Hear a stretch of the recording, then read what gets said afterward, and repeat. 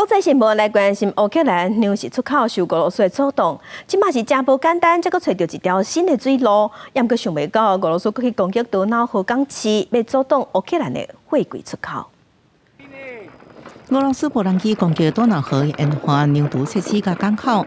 乌克兰最近需要这替代运输路线，将农牛运去欧洲。这时阵，一只满载货物的货柜船原本首航专门，互上船进出的新临时走廊，煞扩发伫乌海港口奥德萨。乌克兰经济农瓜区农牛出口，伊的麦啊、天葵籽油甲其他粮食，对全球供应也真重要。